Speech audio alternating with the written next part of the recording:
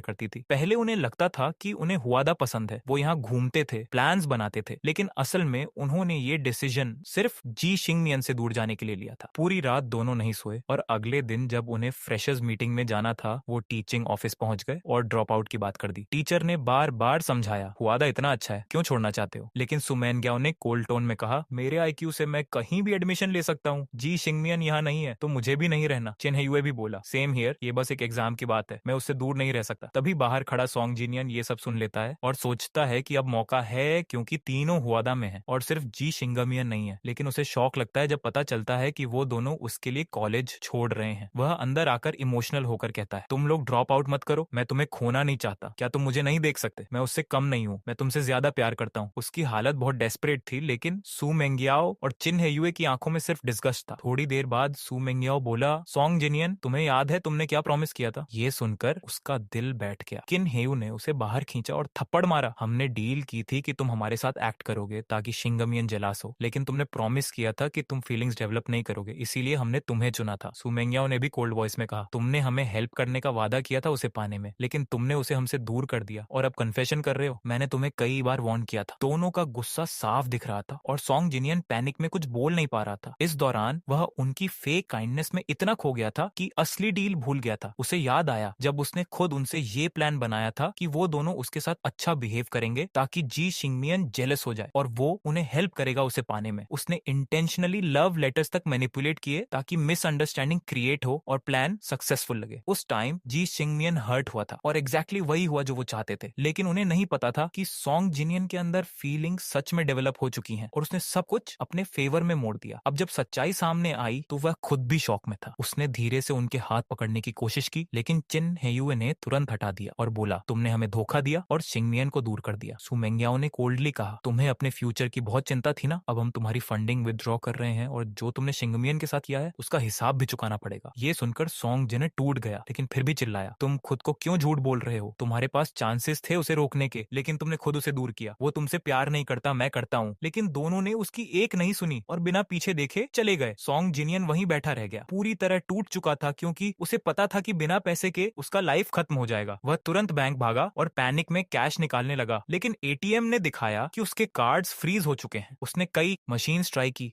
लेकिन हर जगह same result आया। काउंटर स्टाफ ने भी कंफर्म कर दिया कि वो पैसे नहीं निकाल सकता। ये सुनते ही उसकी हालत खराब हो गई और वह जमीन पर बैठ गया, पूरी तरह होपलेस। किसी तरह वह वहां से निकला, लेकिन रास्ते में दो बच्चे फायरवर्क्स खेल रहे थे। एक बच्चा उससे टकरा गया तो उसने गुस्से में उसे धक्का दे दिया। बच्चा रोने लगा